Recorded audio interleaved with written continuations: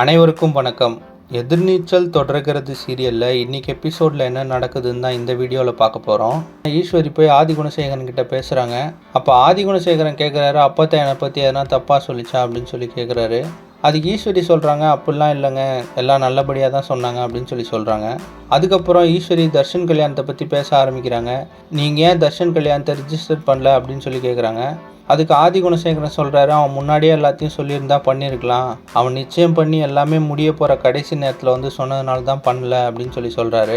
உடனே ஈஸ்வரி, சரிங்க, நான் இல்லாத டைமில் தர்ஷன் கல்யாணம் ஆகிடுச்சு, அவனுக்கு இன்னொரு வாட்டி கல்யாணம் பண்ணி பார்க்கணுன்னு எனக்கு ஆசையாக இருக்குது அப்படின்னு சொல்லி சொல்கிறாங்க. அதுக்கு ஆதிகுணசேகரனும் சரின்னு சொல்கிறாரு. அதுக்கப்புறம் ஈஸ்வரி சொல்கிறாங்க, நான் போய் வீட்டில் இருக்க எல்லாருக்கிட்டையும் இதை பற்றி பேசுகிறேன் அப்படின்னு சொல்லி சொல்கிறாங்க.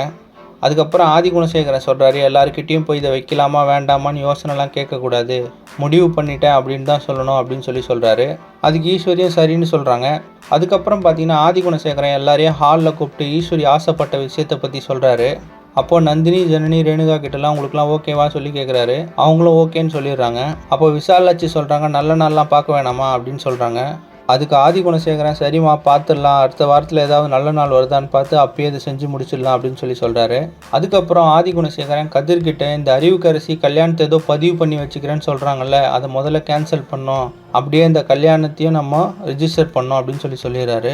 ஈஸ்வரி நினச்ச மாதிரி இந்த கல்யாணம் நல்லபடியாக நடந்து முடியுமா, இல்லை ஏதாவது பிரச்சனை வருமா அப்படின்றது அடுத்தடுத்த எபிசோடில் பார்த்து தெரிஞ்சுக்கலாம். இந்த மாதிரி எதிர்நீச்சல் தொடர்கிறது சீரியல் அப்டேட்ஸ்க்கு நம்ம சேனலை சப்ஸ்கிரைப் பண்ணுங்கள், ஃப்ரெண்ட்ஸ் அண்ட் ஃபேமிலிக்கு ஷேர் பண்ணுங்கள். நன்றி.